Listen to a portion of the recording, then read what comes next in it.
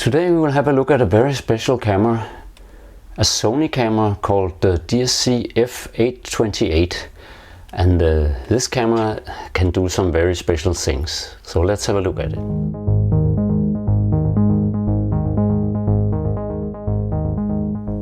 Welcome back to my channel. Today we will look at the Sony DSC F828, which is a very quirky camera from 2004. Sony made a lot of experiments in the beginning of the digital era, and this camera is one of those experiments, and I like it quite a lot.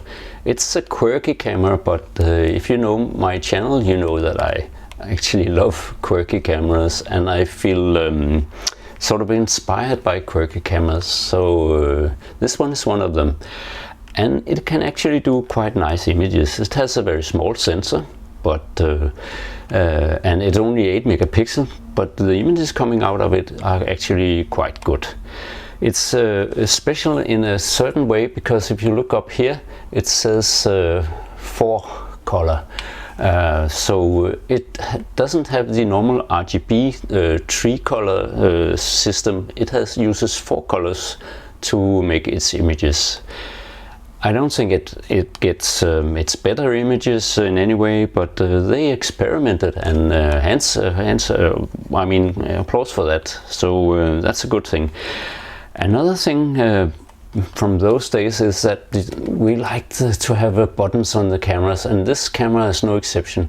There's a lot of buttons here on the side of the lens, and also on the back of the camera there are a lot of buttons, and on the top you have a mode dial and a few other buttons as well. So there's a lot of buttons and a lot to like if you like to have direct control of a lot of your things. To get into the menu, you don't press the menu button on this one. Actually, there is a small menu that you can set as a few things, but to get into the menu you have to, up here, turn it to the setup setting. Then you'll get into the menu. The lens is in full frame terms, it's from 28 to 200 millimeters, so 7 times zoom, which is very nice. But what I like most about this one is the direct access to all these functions with the buttons.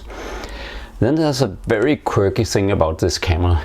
If you wanted to shoot low down, you could turn the whole camera body instead of just tilting the lens. Here you turn the whole body, and you can use the LCD to view through, and it's a very small LCD, so it's not very good, but it's good enough for my purpose. But you could also use the viewfinder, which doesn't have a high resolution either, but it's usable. So you can, that way you can shoot also low down. I like that feature. I think it's quite quirky, and I don't think many others made cameras this way. Sony made a few other models that did the same, but this one is very special. But there's a lot of direct access, and I can make a lot of and I could make nice images with this camera. So let's have a look at some of those. The first shot here is shot from my home. The lens is set at 50 millimeter, where it takes up the least space, and the next one is at 28 millimeter, the widest setting on this lens. The red roofs in the foreground does something to the color balance. As you can see here, the sky is much more blue on these shots, where I include more of the sky. And this then is a telephoto shot, where it's shot at 200 millimeters. But the lens can also do macro. This is what I thought was the best macro it could do, but it could actually go much closer, as you can see in this shot. But to show how much is included, I shoot a ruler, and you can see that it has some distortion, but it gets very close. Also some macro shots from this winter that I did with this camera, and you can see that I'm getting very short on these rhododendron, and the ice crystals can clearly be seen. But it's also a good lens to do some family stuff. So I shot my 2 grandchildren working in the garden in winter.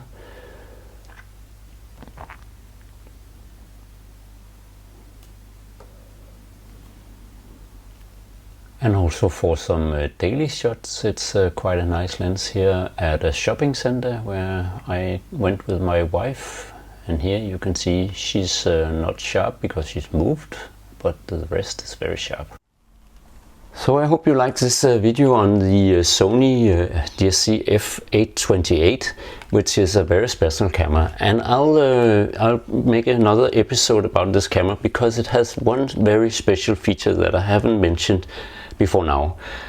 So stay tuned for that, because this camera can shoot infrared photography without any modifications to the camera. There's a way to make it to shoot infrared that doesn't involve removing the filter in front of the sensor, which you normally have to do to get the infrared photography on a digital camera. But this one can do it directly. Stay tuned for that. So I hope you will subscribe to my channel and also hit the like button on this video. So thank you very much for now.